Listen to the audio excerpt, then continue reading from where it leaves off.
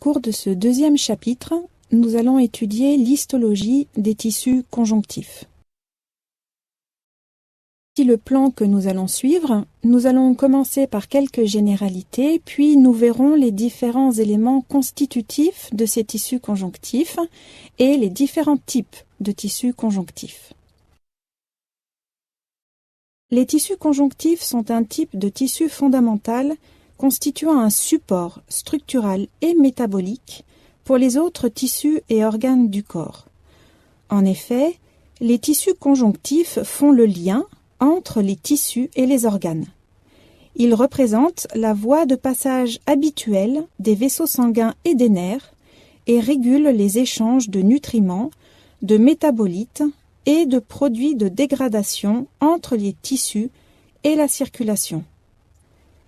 Les tissus conjonctifs se développent à partir d'un tissu embryologique primitif, le mésenchyme, appelé aussi tissu mésenchymateux, qui est le tissu de soutien se trouvant dans l'embryon en développement. La plupart du mésenchyme dérive du mésoderme ou feuillet médian, mais une petite partie provient de l'ectoderme. Il existe de nombreuses formes de tissus conjonctifs avec des propriétés physiques variées. Ils sont ubiquitaires, c'est-à-dire qu'ils sont présents dans tous les territoires de l'organisme, avec cependant un aspect variable d'une région à l'autre. Tous les types de tissus conjonctifs contiennent les mêmes éléments constitutifs, à savoir une matrice extracellulaire et des cellules.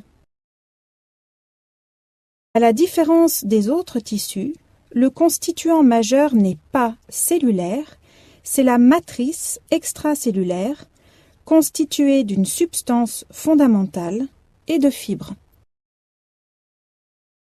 La matrice extracellulaire est donc le composant majoritaire qui conditionne les propriétés physiques de chaque type de tissu conjonctif. Cette matrice comporte une matrice organique appelée substance fondamentale, à l'intérieur de laquelle sont enchâssées différentes sortes de fibres, élastiques et de collagène. Les tissus conjonctifs sont séparés des autres tissus par une lame basale.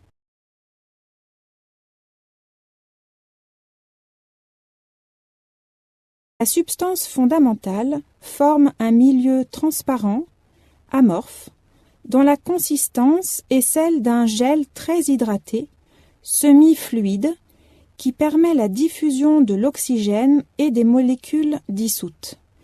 Elle peut prendre une multiplicité de formes, chacune adaptée aux besoins d'un tissu.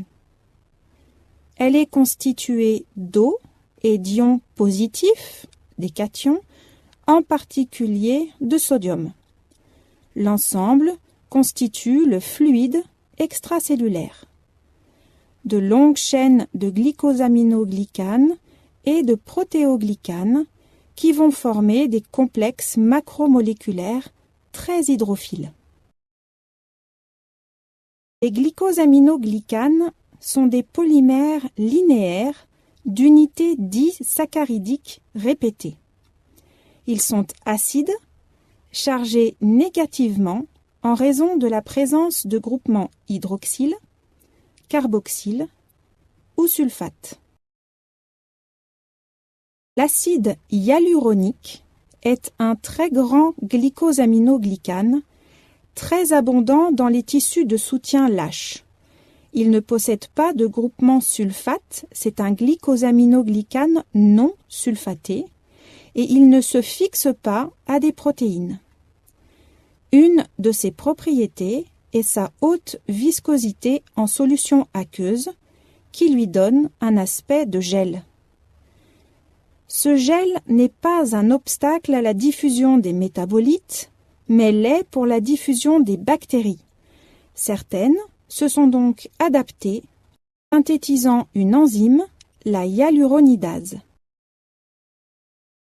Les autres glycosaminoglycanes sont sulfatés.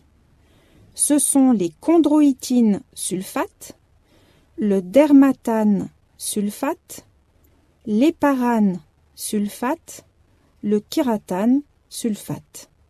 Ils se lient par des liaisons covalentes à diverses protéines, formant des protéoglycanes, très volumineuses molécules constituées de 90 à 95% d'hydrates de carbone, comme le versicane et la décorine, principaux protéoglycanes de la substance fondamentale, le perlécan, présent dans les lames basales, ou encore l'agrégane, présent dans le cartilage. Les protéoglycanes, c'est-à-dire l'ensemble de glycosaminoglycanes sulfatés et de protéines, peuvent eux-mêmes se lier de manière non covalente à des chaînes d'acide hyaluronique. Attention, l'acide hyaluronique ne forme pas de protéoglycanes et cet ensemble va former d'énormes complexes macromoléculaires qui occupent la plus grande partie de l'espace situé entre les fibres. Ces complexes ne forment pas d'agrégats globulaires comme d'autres protéines, mais restent déroulés. Du fait des groupements chargés, ils sont très hydrophiles, attirant de grandes quantités d'eau et d'ions positifs. L'absorption de ces grandes quantités d'eau crée une pression de gonflement qui permet à la matrice extracellulaire de résister à la compression. De plus, la charge négative élevée de ces complexes leur permet de fixer certaines cytokines ou facteurs de croissance et ainsi de moduler leur biodisponibilité. La synthèse de ces différents composants de la substance fondamentale est réalisée par les fibroblastes. Leur dégradation est assurée par de nombreuses enzymes dont l'absence est la cause de maladies génétiques dégénératives, les mucopolysaccharidoses, touchant une naissance sur 25 000 environ. Ces maladies se manifestent par divers symptômes liés à l'accumulation des substances de la matrice extracellulaire et des cellules mortes dans les tissus. Ces maladies sont caractérisées par une très grande hétérogénéité clinique et biologique. Le pronostic est variable selon les organes touchés. L'espérance de vie dépasse rarement les 35 ans. Les glycoprotéines d'adhérence servent à ancrer les cellules sur la matrice extracellulaire par l'intermédiaire de protéines transmembranaires, les intégrines. Les intégrines sont des récepteurs membranaires, dimères de sous-unités alpha et bêta qui assurent, outre l'ancrage des cellules, l'intégrité du cytosquelette et la transduction du signal. Les fibronectines se trouvent dans la matrice extracellulaire des tissus de soutien, mais on les trouve aussi au niveau du glycocalyx et à l'état soluble dans le plasma. On dénombre une vingtaine d'isoformes de cette glycoprotéine, produite par épissage alternatif à partir d'un gène unique. Ce sont des glycoprotéines volumineuses d'environ 440 kilodaltons qui se présentent sous forme de dimères composés de deux sous-unités identiques reliées par des ponts disulfure au long desquels se trouvent plusieurs sites de liaison pour les cellules et les composants de la matrice extracellulaire. En effet, les fibronectines aident les cellules à se fixer à la matrice extracellulaire en se liant d'une part aux récepteurs cellulaires d'adhérence tels que les intégrines, par l'intermédiaire d'une séquence d'acides aminés particulière ou séquence RGD, et d'autre part à d'autres composants, en particulier au collagène fibreux et aux protéoglycanes contenant de l'héparane sulfate.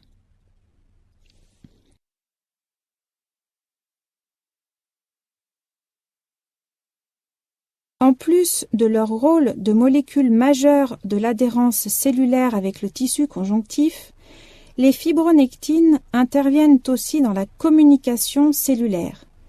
La liaison fibronectine-intégrine membranaire peut activer des voies de signalisation intracellulaire modifiant le comportement cellulaire en induisant par exemple des processus de prolifération, de différenciation ou de motilité cellulaire. Ainsi, les fibronectines jouent un rôle fondamental au cours de l'embryogénèse puisqu'elles sont essentielles à la migration et à la différenciation de nombreux types cellulaires au cours de l'embryogénèse et dans de multiples processus physiologiques comme la cicatrisation, l'hémostase, l'angiogénèse ou pathologiques comme l'inflammation ou la cancérogénèse. En cas de blessure, par exemple, elles initient la coagulation du sang et facilitent la migration des macrophages et autres cellules immunitaires vers la zone lésée. Les laminines, quant à elles, sont situées essentiellement au niveau de la lame basale, comme leur nom l'indique. Elles forment de gros complexes constitués de 3 chaînes polypeptidiques disposées en croix et liées par des ponts disulfure. La laminine est un facteur d'ancrage comme la fibronectine. On retrouve donc des domaines de liaison aux cellules et aux composants de la matrice extracellulaire. De nombreuses autres molécules interviennent dans l'ancrage des cellules à la matrice extracellulaire, mais aussi dans la régulation de la structure de la matrice extracellulaire, comme vous pouvez le voir sur cette diapositive.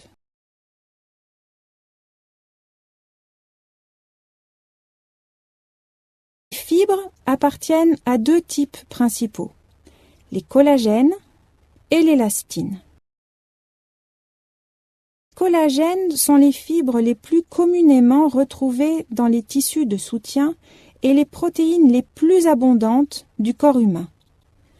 Leur propriété la plus remarquable est la résistance à la traction, puisqu'à poids égal, une molécule de collagène est plus résistante que l'acier. Les collagènes constituent une grande famille de protéines. On en connaît au moins 20 types, différents par leur structure, leur composition en acides aminés et leurs propriétés physiques. Les collagènes sont regroupés en 7 grandes catégories selon la structure et le mode d'assemblage de leurs molécules. Voici les principales. Le collagène de type 1 est le plus abondant puisqu'il représente 90% du collagène. Il se trouve dans le tissu conjonctif fibreux, comme le derme, les tendons, les ligaments, le cartilage fibreux, les os. Il forme des fibrilles reliées entre elles par des ponts intermoléculaires. Ces fibrilles peuvent se regrouper en fibres, puis en faisceaux épais, qui ont une grande résistance à la tension et que l'on peut observer en microscopie optique, surtout après certaines colorations.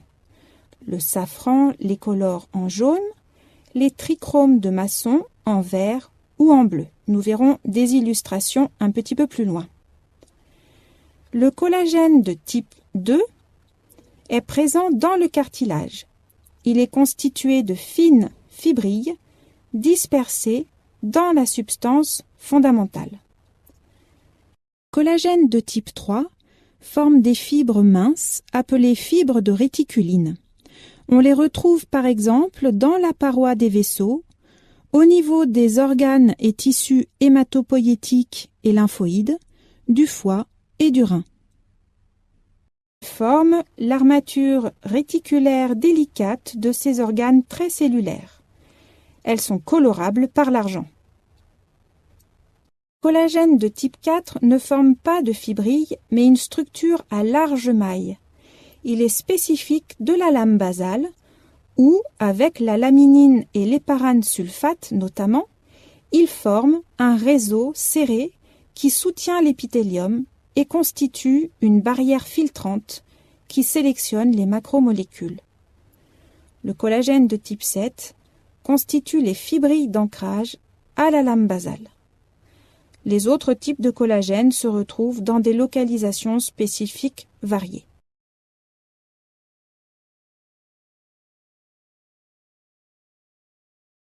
La synthèse du collagène s'effectue dans les fibroblastes et débute par la formation de chaînes polypeptidiques, les chaînes alpha, caractérisées par la présence de résidus d'hydroxyproline associés à la glycine et à la proline au sein de répétitions formées par ces trois acides aminés. Chaque chaîne alpha s'associe à deux autres pour former une molécule hélicoïdale, le procollagène, dont les trois chaînes sont reliées par des liaisons hydrogènes, formant ainsi une triple hélice. Les molécules de procollagène contiennent des acides aminés supplémentaires en position amino et carboxy terminale, ne formant pas de structure hélicoïdale. Ces rallonges peptidiques empêchent la polymérisation du procollagène à l'intérieur du fibroblaste. Le procollagène est ensuite exporté depuis le fibroblaste vers la matrice extracellulaire où des enzymes, les peptidases, vont cliver les rallonges peptidiques, libérant des molécules de tropocollagène de 1,5 nanomètre de diamètre qui vont s'auto-assembler en fibrilles grâce notamment à une enzyme, la lysyle oxydase, et à un cofacteur, la vitamine C. Ces fibrilles pourront ensuite s'assembler en fibres, plus ou moins épaisses, selon le type de collagène.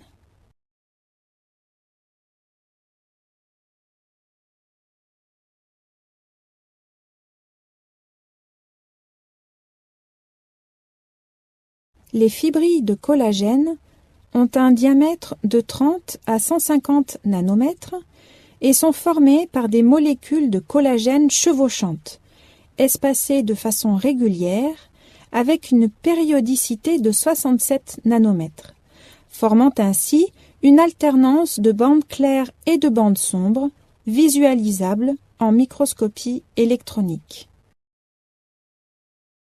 Les fibres de collagène ont un diamètre d'environ 1 à 40 micromètres et sont formées par des assemblages de fibrilles reliées entre elles par des protéoglycanes et d'autres molécules.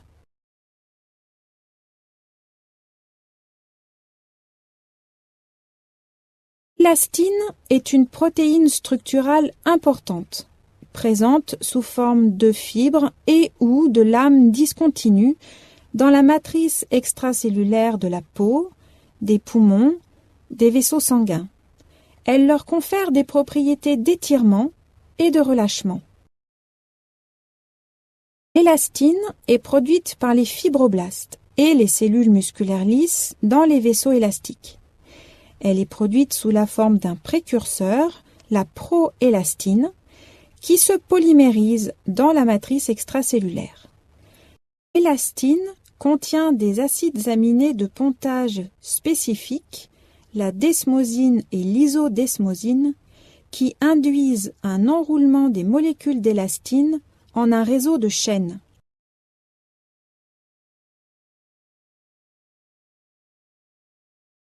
Les fibres d'élastine elles-mêmes sont composées d'un noyau d'élastine formant une plage amorphe centrale, entourée par des microfibrilles d'une protéine, la fibrilline.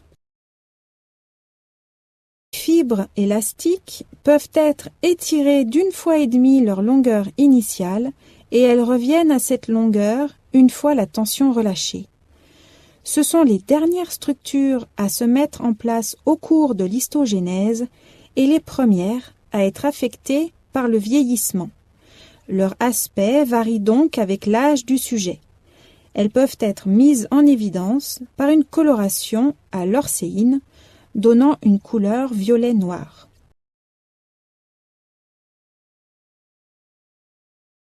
Les cellules ont un rôle physiologique considérable dans les tissus conjonctifs. Il en existe de deux types. Les cellules qui sont produites et se différencient localement, c'est-à-dire les cellules fixes, ce sont les fibroblastes, les myofibroblastes, les adipocytes. Et les cellules d'origine hématopoïétique, ce sont les cellules mobiles. On trouve des cellules qui transitent par la circulation sanguine sous forme de précurseurs et qui se transforment dans le tissu conjonctif en mastocytes, plasmocytes, macrophages ou cellules dendritiques, et des cellules sanguines qui traversent la barrière capillaire par diapédèse, ce sont les lymphocytes et granulocytes neutrophiles, éosinophiles et basophiles.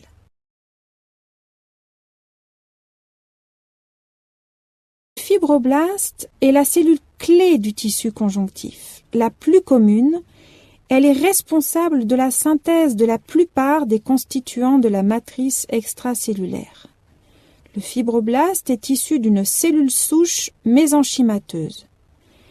Ces cellules souches sont à l'origine de tous les types cellulaires spécifiques des tissus conjonctifs spécialisés. Les fibroblastes, les adipoblastes, les chondroblastes, les ostéoblastes et les myoblastes. On décrit deux formes distinctes par l'activité et la morphologie de la même cellule, le fibroblaste et le fibrocyte. Le fibrocyte est une cellule allongée mais peu ramifiée. Les prolongements sont rares. Le noyau est ovoïde, sans nucléole. Les organites intracellulaires sont peu développés. Le fibroblaste est une cellule allongée, étirée avec de nombreux prolongements entrant en contact avec des prolongements identiques venant d'autres fibroblastes. Il est allongé à la surface des fibres. Le noyau est fusiforme, unique. Il contient plusieurs nucléoles. La chromatine est fine. Dans les lames colorées à l'hématoxyline éosine, seul le noyau, coloré en bleu par l'hématoxyline, est visible, de forme allongée ou discoïde. La microscopie électronique met en évidence la présence de tous les organites cellulaires habituels, en particulier ceux impliqués dans la synthèse protéique. La protéine des filaments intermédiaires des fibroblastes et des fibrocytes est la vimentine, que l'on retrouve dans toutes les cellules d'origine mésenchymateuse, comme par exemple les cellules endothéliales. Les fibroblastes assurent le maintien de la matrice extracellulaire par un équilibre entre la synthèse et la dégradation de ses constituants. Un déséquilibre en faveur de la production de matrices extracellulaires aboutit à ce que l'on appelle une fibrose. Les myofibroblastes ressemblent en microscopie optique aux fibroblastes, mais ils ont une morphologie intermédiaire entre celle des cellules musculaires lisses et celle des fibroblastes. Ils contiennent des filaments d'actine et de myosine et des filaments intermédiaires de vimentine et de desmine. Ils ont donc une fonction contractile et jouent un rôle important dans les processus de cicatrisation et de réparation tissulaire. Attention, ces cellules ne doivent pas être confondues avec les cellules myoépithéliales trouvées en périphérie des glandes. Les myofibroblastes ne sont pas entourés par une lame basale. Il existe une grande variété de types différents de tissus conjonctifs selon la localisation, la prépondérance d'un ou plusieurs constituants. Le tissu conjonctif lâche non spécialisé ou aréolaire est le plus abondant.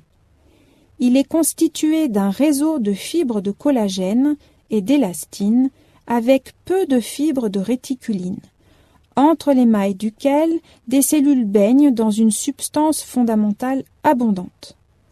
On le trouve dans tout l'organisme, là où il n'est pas nécessaire d'opposer une résistance à diverses contraintes. Il soutient le tissu épithélial, occupe l'espace entre les muscles, se trouve sous le mésothélium. Ce type de tissu conjonctif est souple et résistant. Il a un rôle de support et de nutrition des autres tissus grâce à sa vascularisation et à la diffusion des molécules dans sa substance fondamentale. Il est aussi le siège de défense immunitaire. Le tissu muqueux ou mucoïde est une forme de tissu conjonctif proche du mésenchyme mais plus différencié. Il se rencontre chez l'embryon où il représente le principal constituant du cordon ombilical, la gelée de Wharton. Il contient une grande quantité de substances fondamentales très riches en acide hyaluronique. Les fibres de collagène sont peu nombreuses, elles ne sont pas encore organisées en faisceaux. Les fibroblastes sont espacés, fusiformes ou étoilés. Ce type de tissu est rare chez l'adulte. Une forme de tissu conjonctif ressemblant à la gelée de Wharton est la pulpe dentaire.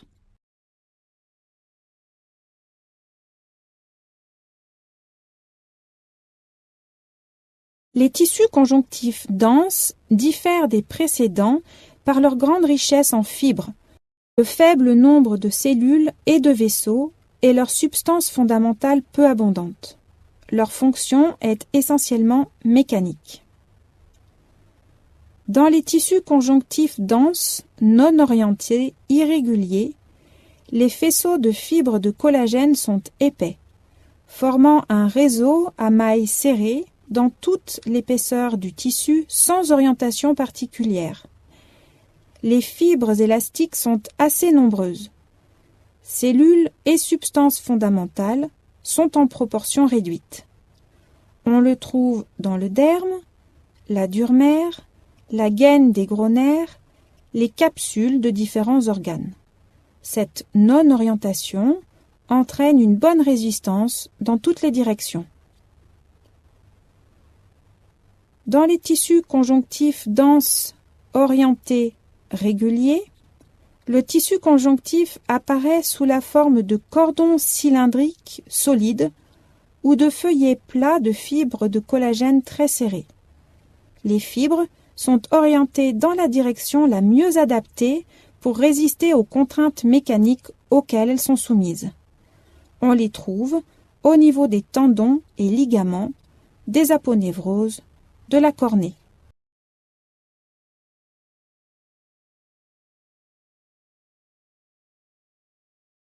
Nous allons à présent étudier les tissus conjonctifs spécialisés. Dans le tissu conjonctif élastique, les fibres élastiques sont largement prédominantes sur les autres constituants. Il y a peu de cellules et de fibres de collagène. On le trouve par exemple au niveau du ligament jaune de la colonne vertébrale. Les vaisseaux de fibres élastiques sont unidirectionnels, épais, anastomosés les uns aux autres et reliés par des fibres plus fines. Dans la média des artères élastiques de gros calibre, les fibres élastiques sont organisées sous forme de lames élastiques fenêtrées. Le tissu conjonctif réticulé est une forme particulière de tissu conjonctif où la composante fibreuse est faite essentiellement de fibres de réticuline, collagène de type 3, formant un maillage. Il est caractéristique des tissus hématopoïétiques et lymphoïdes, moelle osseuse, thymus, rate, ganglion, du foie et du rein. Et au cours du chapitre suivant, nous allons étudier les tissus adipeux qui, eux aussi, sont une forme de tissu conjonctif spécialisé.